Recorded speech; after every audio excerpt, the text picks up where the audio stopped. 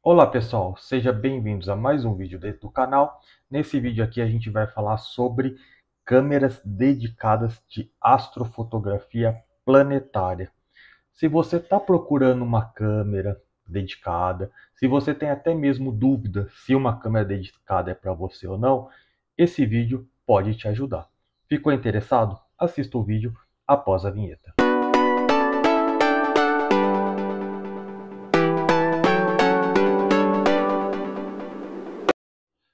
Bom, eu resolvi fazer esse vídeo, já tem um vídeo aqui no canal, onde eu falo um pouco as diferenças entre astrofotografia planetária e astrofotografia de céu profundo.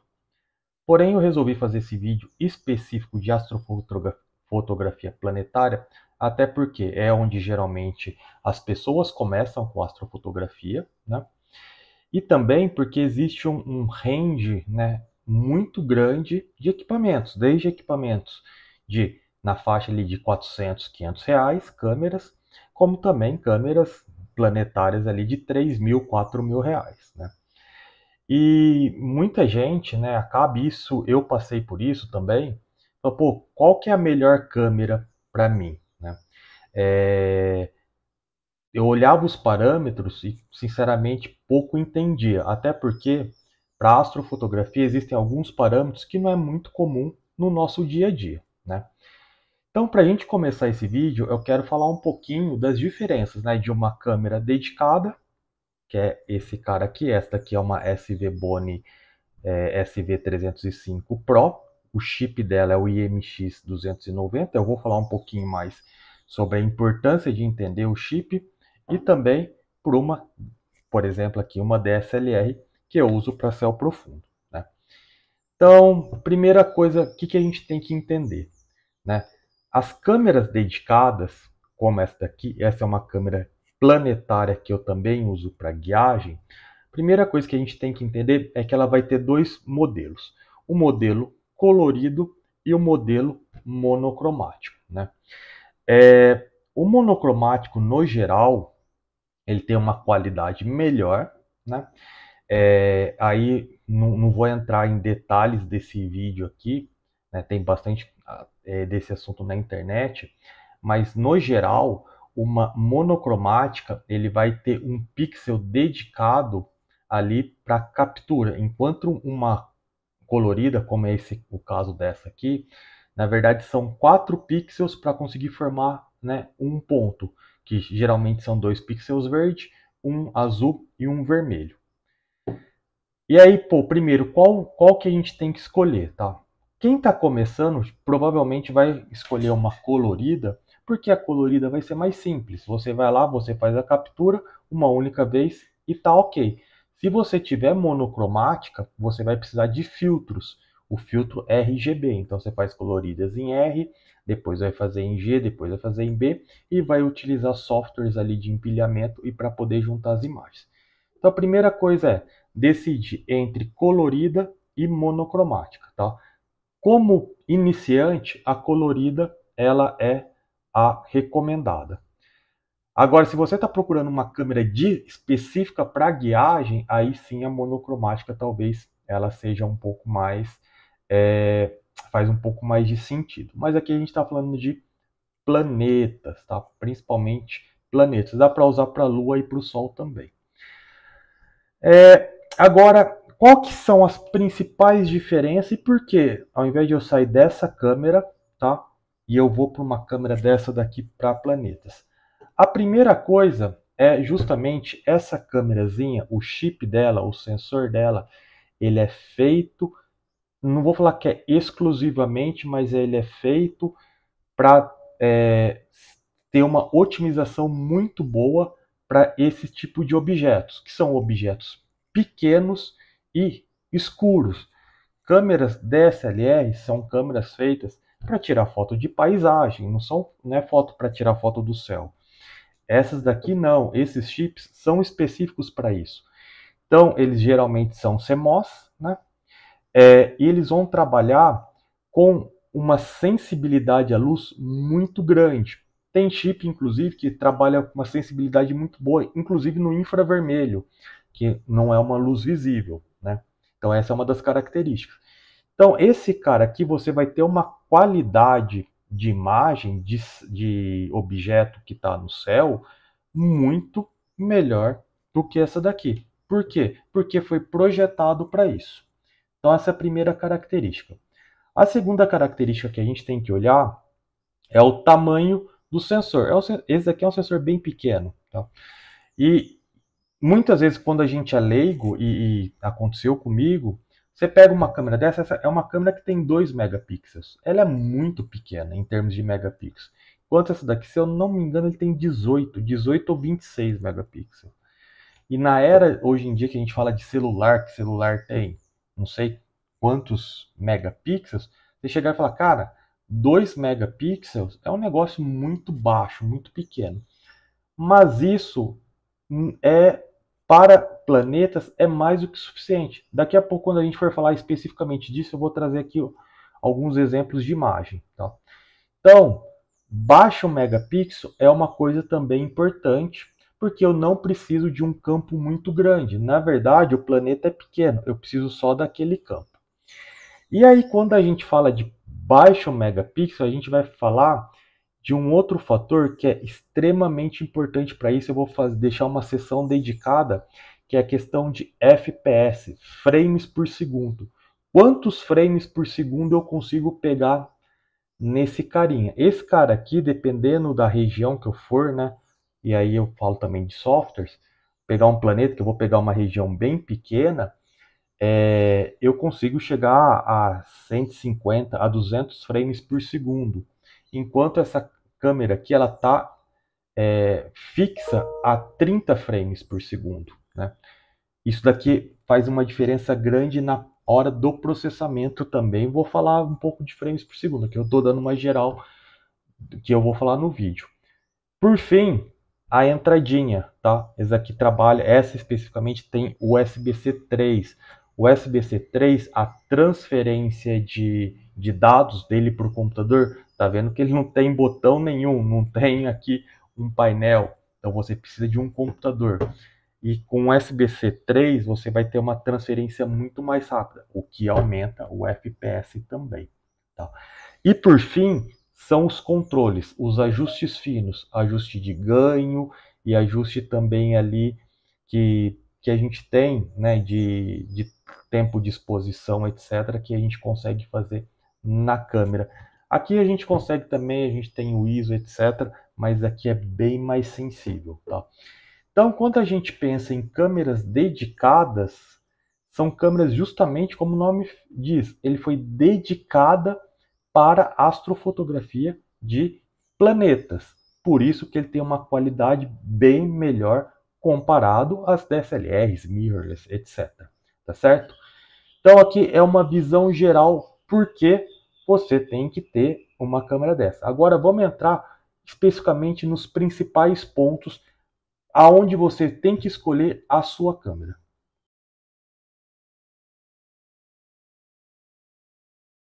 O primeiro item que a gente vai falar é justamente o que a grande maioria das pessoas conhecem um pouco, que é a quantidade de megapixels. Como eu comentei, essa câmera aqui tem 2 megapixels, enquanto a DSLR tem, não sei se é 18 ou 26 megapixels. Tá? Então, quando a gente está pesquisando câmeras planetárias, a gente vai ver câmeras também num range muito grande de megapixels. Então você tem desde essa daqui é de 2 megapixels, você tem a ASI 120, que acho que é 1.2 megapixels, você tem a 676, que ele tem quase 9 megapixels. Então, muitas vezes a gente começa olhando a quantidade de megapixels que vai ter a câmera, tá? E isso interfere? Vamos lá, tá? Vou dar aqui passar alguns tópicos. Primeiro, quanto menos megapixels tiver, geralmente, tá? Geralmente os pixels internos das câmeras são maiores, tá? Vou mostrar depois um pouquinho na prática. Esse daqui que tem 2 megapixels, o tamanho ali do sensor é de 2.9, a medida eu não lembro como, acho que não é nanômetro. Depois eu vejo aqui certinho qual que é a medida. Tá? A ASE 120, por exemplo, tem o tamanho de pixel de 3,75. Teoricamente, quanto maior o pixel, ele vai conseguir pegar mais luz, vai ter uma qualidade menor, tá? Por que eu disse teoricamente? Porque existe uma relação entre câmera e telescópio, que eu vou falar por último, que é a dica do 5x. Fique aí no vídeo para ouvir a dica do 5x, tá? Então, recapitulando, menos megapixel, geralmente o pixel ali do sensor, tá? Ele é maior, tá? Outra coisa, muitas vezes a resolução, ou seja, o tamanho do chip, tá vendo que é um chip bem pequenininho aqui? Quanto menor ou quanto menos megapixels, esse chip aqui tende a ser menor também. Isso ele vai afetar diretamente no campo de visão que você vai ver. Vou mostrar daqui a pouquinho também na prática. Tá? Então, geralmente, você tendo menos megapixels, o campo de visão ele é menor, porque o chip, a resolução, tende a ser menor.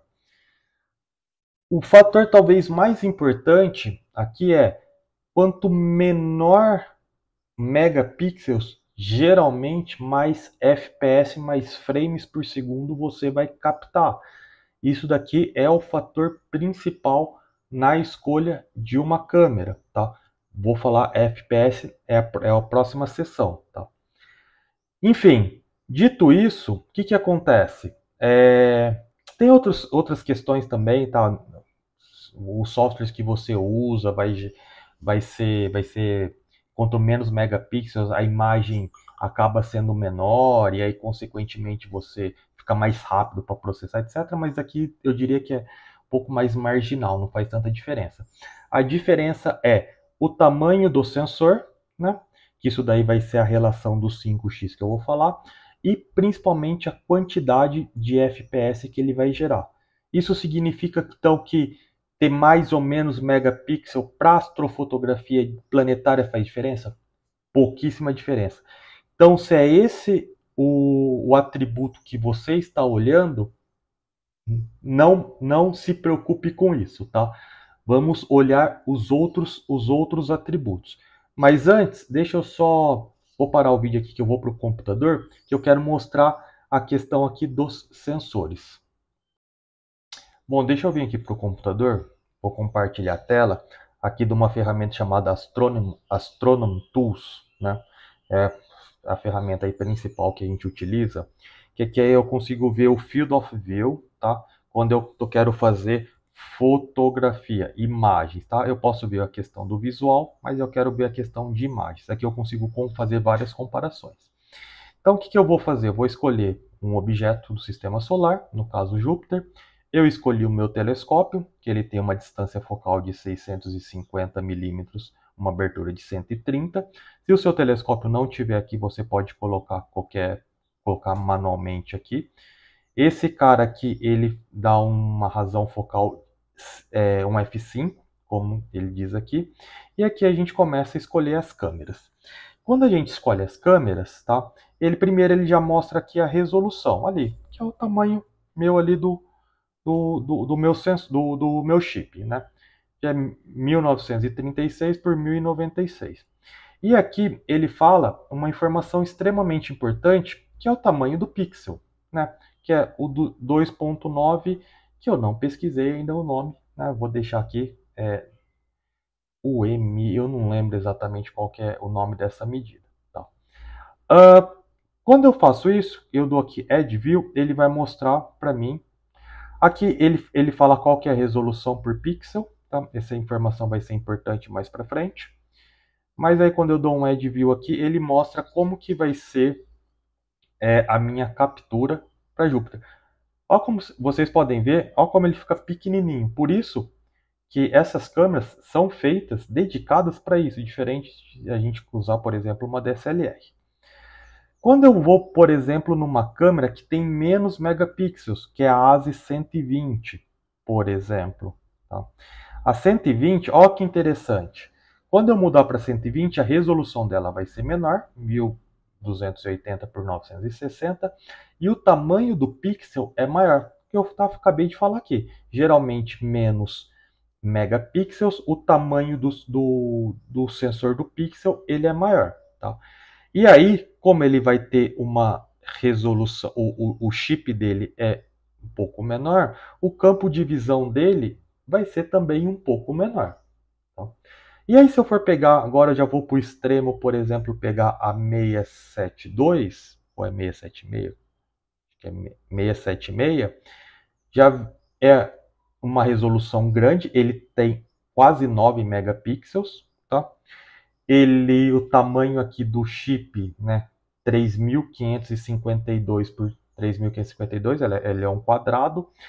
Só que como tem mais megapixels, o pixel size dele é menor, é só de 2. Né? E quando eu mandar a visão, vai ver que o field of view dele ele é bem maior. Tá? Mas não era... eu acho que é a 678. Desculpa, era a 678 também, que essa era uma câmera que eu estava olhando. Né? Então a 678 ele não é quadrado, mas o pixel size também dele é grande, é bem pequeno, tá bom? Então aqui a gente mostra que a resolução em si, ele vai mudar mais tamanho de pixels, a resolução megapixels, o tamanho da resolução e megapixel. Porém, no final, não vai mudar muita coisa. O que muda é justamente a próxima sessão. Vamos falar aqui do principal item que a gente tem que olhar justamente em uma câmera. Então, é o FPS, frame por segundo. Mas por que frame por segundo? Porque aqui vem talvez o pulo do gato de astrofotografia planetária. Em astrofotografia planetária, a gente usa uma técnica chamada Luck Images. O que significa Luck Images? Nós tiramos, é como se fosse várias fotos, tá? E aí a gente escolhe, eu falo escolhe aqui porque na verdade a gente usa software, né? Mas escolhe as fotos que tem a melhor resolução, né? Ou a melhor imagem, lá o SNR mais alto, e pega essas fotos e trabalha com empilhamento. Então, quando você vê uma foto como essa aqui, por exemplo, né, não é uma foto, na verdade são várias fotos empilhadas. Né? E a gente só vai empilhar as melhores fotos, que são as chamadas Luck Images. Então, aí quando a gente fala, pô, que eu vou fazer várias fotos, não faz tanto sentido eu ficar tirando milhões de fotos. Pum, pum, pum, pum, pum. Não. Faz mais sentido a gente fazer o quê? Um vídeo. Então a técnica para a gente usar aqui esse cara, ou até mesmo esse cara, ou até mesmo o que? O celular, tem a playlist aqui de fotografia da Lua com celular, eu faço o quê? Eu faço um vídeo. Então eu vou lá, faço uma captura de vídeo, pego esse vídeo, quebro ele em frames, o vídeo nada mais é do que várias fotos, né? Vários frames, e obtenho apenas as melhores fotos para fazer a Luck Image, ok? E aí, onde entra o FPS nisso? Quanto maior FPS, mais frames eu vou conseguir pegar. Então, vou trazer aqui alguns exemplos. Por exemplo, a ASI 120 MCS. Tá? A ASI 120 MCS, o fabricante, ele declara que eu consigo fazer 60 frames por segundo. Então, quando eu estou fazendo um vídeo lá de 1 segundo, eu peguei o quê? 60 frames, certo? Se eu faço, por exemplo, um vídeo de 1 minuto, né, que são 60 segundos, 60 vezes 60. Eu estou fazendo um frame lá de... Desculpa, eu estou tendo um vídeo, eu quebro em frames por 3.600 frames. Então, um minuto de vídeo seria como se fosse 3.600 fotos. Se eu for para, por exemplo, para a ASI 290, que é esse sensor aqui, né, que é o IMX 290, vou até deixar aqui uma imagenzinha, e eu estou colando aqui que eu estou olhando no computador, se eu trabalhar no USB 3.0, ó, eu consigo até chegar e eu trabalhar com uma resolução pequena, resolução que é o ROI, que é o Region of Interest. Eu marco ali só a região que eu quero que pegue. Embora o sensor seja grande, cara, eu quero que pegue só aquela partezinha. Lembra da imagem que eu mostrei ali? Júpiter ele fica bem pequenininho, então eu consigo ali na câmera eu só quero pegar essa região. Se eu conseguir pegar na resolução, por exemplo, 320 por 240, eu consigo pegar 355 frames por segundo. Ou o que o fabricante declara. Eu nunca consegui, tá, gente? O máximo que eu consegui foi 200, entre 200 e 250 frames por segundo. Mas vamos fazer um cálculo aqui, ó. Se eu pego a 200 frames por segundo e 1 minuto, então eu tenho aqui 60 vezes 200, eu vou ter 12 mil frames. Então, tipo, em 1 minuto de vídeo, eu tenho 12 mil frames. Então, isso é o mais importante. Quanto mais frames eu pegar, maior a chance de eu ter as Luck Images boas e fazer o empilhamento. E aí, quais são os fatores que mudam? Primeiro, o seu sensor. Então, você tem que procurar talvez um sensor que traga esse FPS alto para você, né? E também sensores que trabalham com ROI, né? Region of Interest. Você no software consegue ali marcar o que você quer pegar. Segundo, câmeras que tem USB-C 3. USB 3, não é USB-C, é outra coisa. USB 3. A ASI 120, você tem a ASI 120MC, e tem a MC-S, que aqui é USB-C 3. No meu caso, aqui, é USB-C 3, tá? Se não fosse, eu não ia pegar essa taxa. E terceiro e fundamental é o computador que vai estar conectado. Eu tenho dois computadores. O meu mini computador, ele não tem um HD SSD, então ele não consegue fazer leitura tão rápida. Então, se eu coloco essa câmera no meu mini computador, eu não passo de 70 a 80 FPS. Quando eu pego exatamente a mesma configuração e coloco no meu notebook, aí o notebook já tem SSD, que é onde eu chego ali aos 200, aproximadamente 200 FPS. Então sensor, USB 3 e o computador que você está pegando essa obtendo ou gravando esse vídeo. Importante, vídeo, ok? Vamos para o último ponto.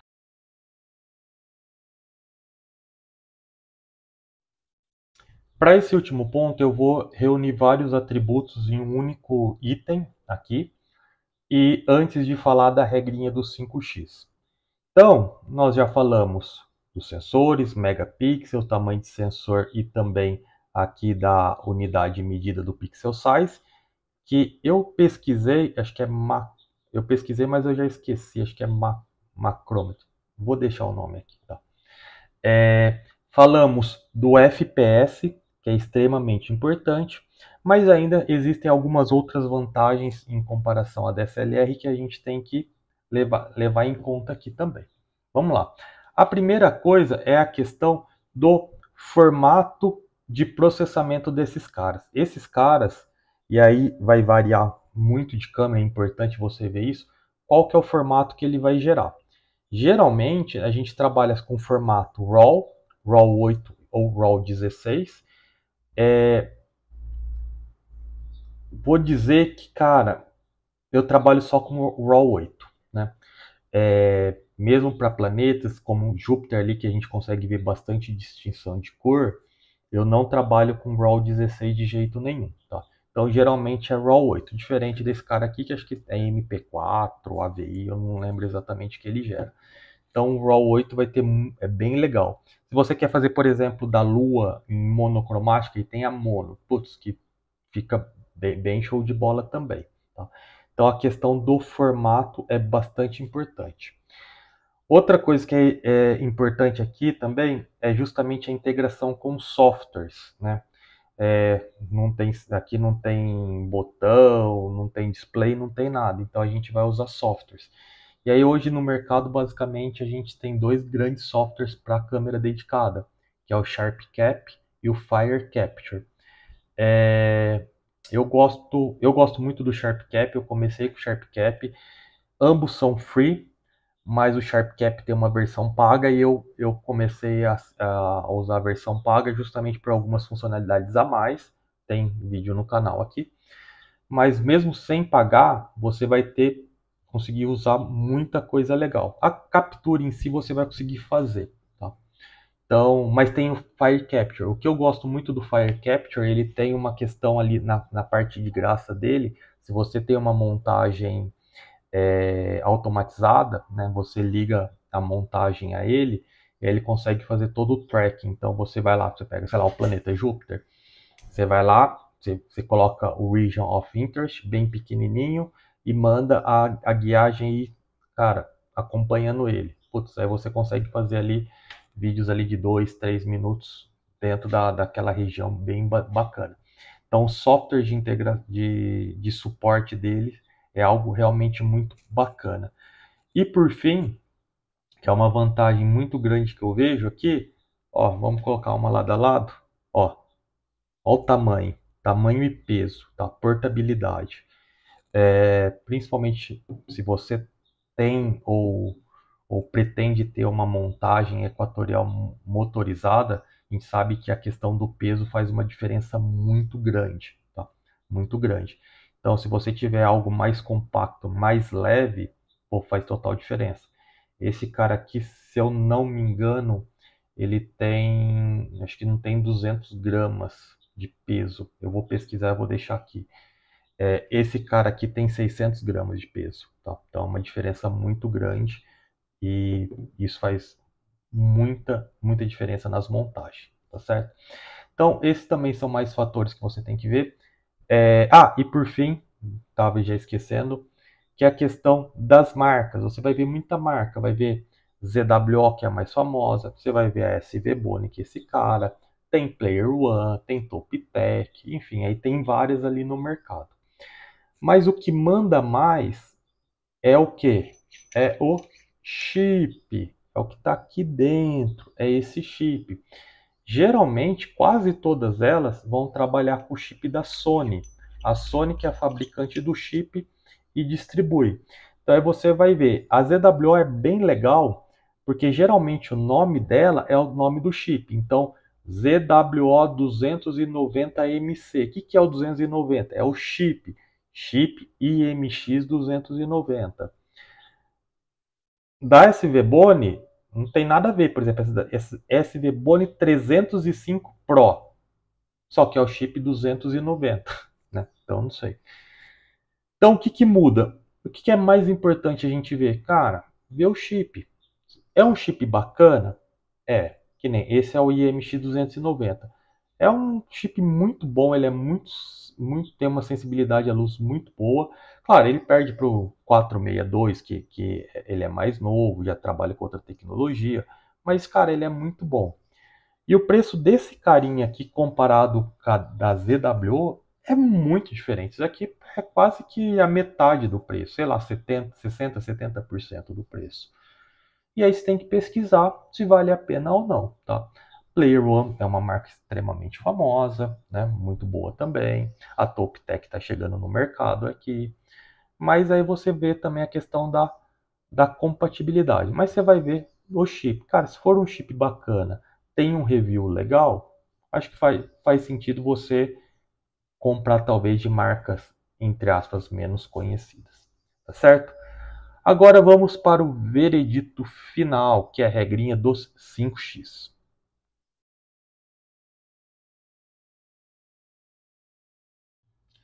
Bom, vocês entenderam? Acho que entenderam. Também se não entenderam, se tiver dúvida, pode deixar nos comentários. Mas uma coisa que é interessante aqui quando a gente trabalha com o telescópio é quanto mais a gente entende, mais dúvidas nós temos, né? E aí eu chego e falo, pô, Ok, entendi as diferenças, vi a questão de FPS, etc. Mas qual câmera eu devo comprar? Aquela câmera mais cara, por exemplo, a ZW585, que é uma câmera planetária e também é uma câmera DSO, que custa ali mais de R$ 3.000. Ela é a melhor câmera para mim? A 678, que é uma câmera de mais de R$ 2.000, que tem uma resolução grande, é a câmera ideal para mim?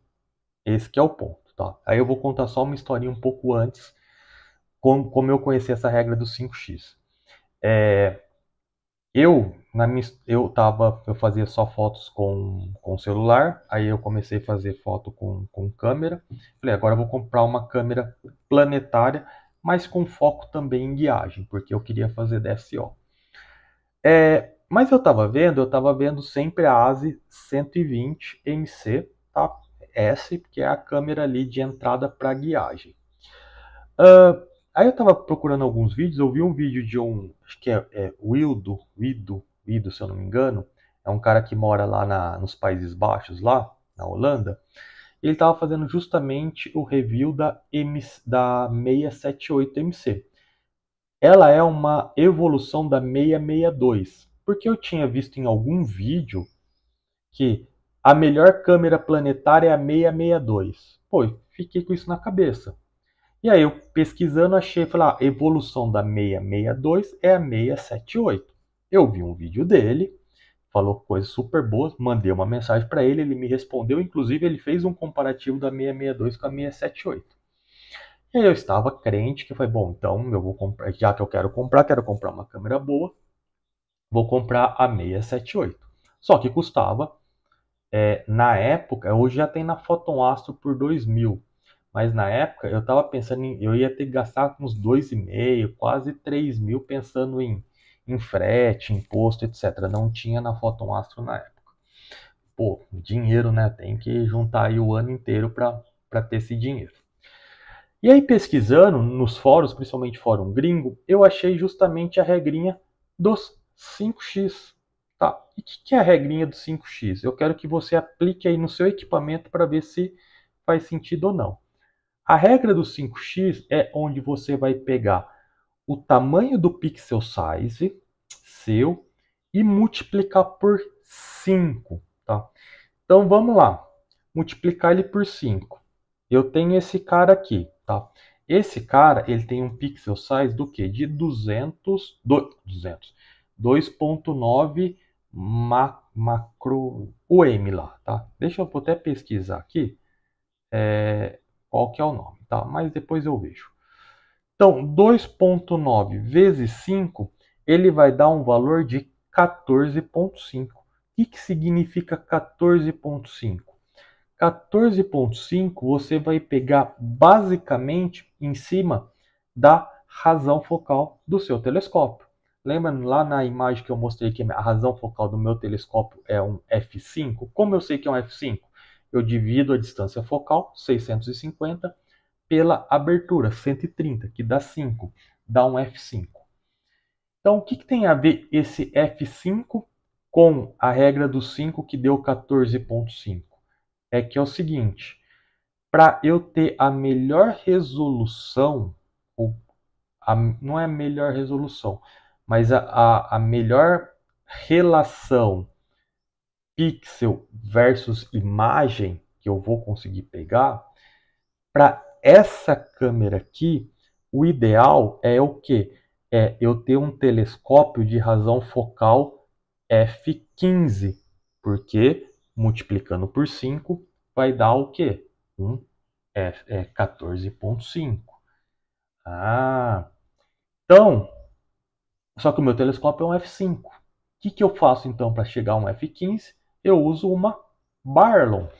Eu uso uma Barlow de 3x. 3 vezes 5 é 15. Então, a melhor resolução que eu tenho é quando eu coloco esse cara junto com a minha Barlow de 3x, ok? Eu vou até mostrar, eu vou preparar aqui uma imagem quando eu coloco esse cara, uma resolução de 3x, que aí eu vou lá e tenho o quê? Deixa eu só, tô fazendo isso aqui, gravando o vídeo e já mexendo no computador. Eu vou deixar a imagem aqui. Olha como o planeta ele vai ficar mais próximo. E aqui eu vou ter a melhor relação. Ah, o que isso significa na prática? Na prática, se eu tivesse comprado a 678, a 678 tem um sensor pixel size de 2, a medida deles lá. 2 vezes 5 é igual a 10. Se eu fosse ter que usar ele como 10, o que iria acontecer? Eu não poderia usar a minha Barlow o quê? De 2x. Eu teria que usar uma Barlow de 3x. Eu teria que usar uma Barlow de 2x. Usando a Barlow de 2x, o que eu vou ter? Vamos deixar a imagem aqui. O planeta um pouco mais longe. Tá? Em resumo, eu iria gastar muito mais dinheiro comprando aquela câmera. Porém, e para o meu telescópio, ela não ia ser legal. Tá? Porque é um telescópio rápido, é um F5. E para planeta tem que ser um F10. Ideal é ser realmente um F15. Então, para mim, compensou eu comprar essa que foi mais da metade. Quando eu comprei ela no Brasil, chegou a ser a metade do preço, tá? Dela. E junto com a Barlow de 3x, eu tenho o quê? Um resultado superior. Mas isso vai de caso a caso. Se você tem, vamos supor, um Schmidt Cassegrain, que por natureza ele é um F10, cara, aquela câmera é a melhor, nem se discute, tá? Só que se você tem, por exemplo, um Maxutob, que ele é um F13, um F15 por natureza, aquela câmera não é boa. Essa câmera acaba sendo melhor. Tá certo? Então essa regrinha dos 5 aplica o 5x, vê qual que é a razão focal do seu telescópio, vê os acessórios, você tem Barlow, etc. E aí você aplica 5x no pixel size de cada uma das câmeras. Pode ser que você se surpreenda como eu, gastando menos da metade, né? E tendo um resultado muito, muito bacana. Tá certo, gente? Então esse é o vídeo, ficou um pouco mais longo do que eu esperava, porque eu quis tentar dar o máximo de detalhes possíveis. Se vocês tiverem alguma dúvida, deixe aí nos comentários. Se gostou, deixe seu like. Espero sim ter ajudado vocês a tomar essa decisão, onde algum tempo atrás eu tive que passar por essa decisão, tá certo? É isso aí, obrigado. Se esse é um tipo de conteúdo que lhes agrada, por favor, se inscreva no canal. Estamos juntos, até o próximo vídeo e Clear Skies.